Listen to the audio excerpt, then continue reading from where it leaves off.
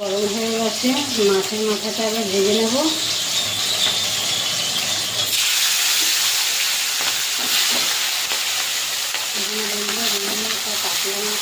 মাছের মাথাটা উল্টে পাল্টে লাল লাল করে ভেজে নেব।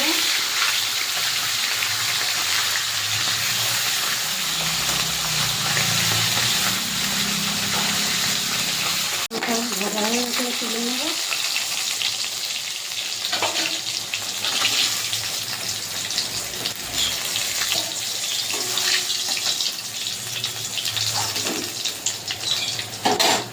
গরম হয়ে গেছে, পাঁচফোড়ন দিয়ে দেবো।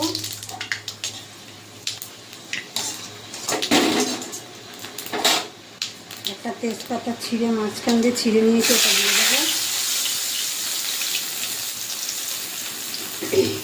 কেটে ধুয়ে রাখা চাল কুমড়োগুলো দিয়ে দেবো। আবার দিয়ে দেবো, তারপরে চাল কুমড়োটা নরম হয়ে যাবে। আর দেবো সামান্য এখন একটু হলুদ দেবো, আর বাকিটা পরে দিয়ে দেবো।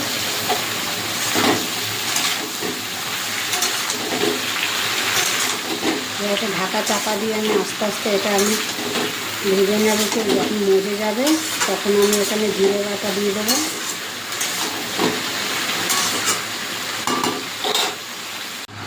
এখানে জিরে আর ধনে একসঙ্গে বেটে নিয়েছি, দিয়ে দেবো। কাঁচা লঙ্কা ফেলে দেবো মাত্র পরে আমি।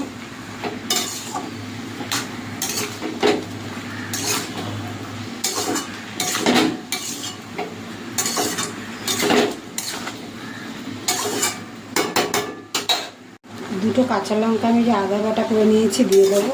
আর লঙ্কা দেবো না, পরে দুটো গোটা কাঁচা লঙ্কা দিয়ে দেবো। হলুদ দিয়ে দেবো।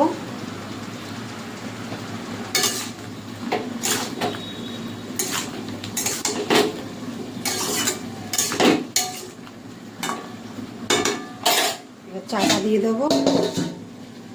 ঢাকা টাকা তুলে নেবো বন্ধুরা। আমি দিয়ে দেবো মাছের মাথাগুলো দিয়ে দেবো। মাঝখানে আমি একবার ঢাকা তুলে নেড়ে দিয়েছিলাম। ভেজে রাখা মাছের মাথাগুলো এবার দিয়ে দেবো।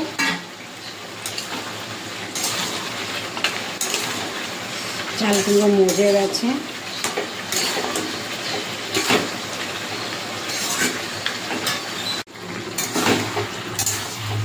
আমি এখানে অল্প করে একটু ঝাল লঙ্কা গুঁড়ো দিয়ে দেবো, ঝালটা একটু কম হয়েছে।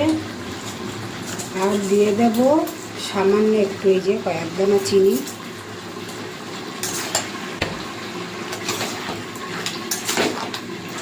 কুচিয়ে করেছি চাল কুমড়ো, এরকম করে কখনো করিনি। লাউয়ের মতন বড় বড় বেশ টুকরো করে কেটে এরকম বন্ধুরা রান্না করলে খুব ভালো লাগে খেতে।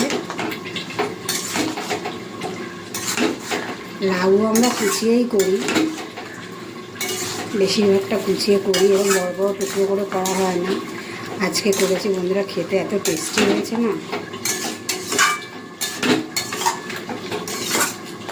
যে কোনো জিনিস দেবে বন্ধুরা, কাটার মধ্যে একটা অন্যরকম ইয়ে হয়। যে বন্ধুরা হয়ে গেছে মাছের মাথা দিয়ে চাল কুমড়োর তরকারি। ভালো লাগলে একটা লাইক কমেন্ট করে দেবেন আর সাবস্ক্রাইব করে দেবেন।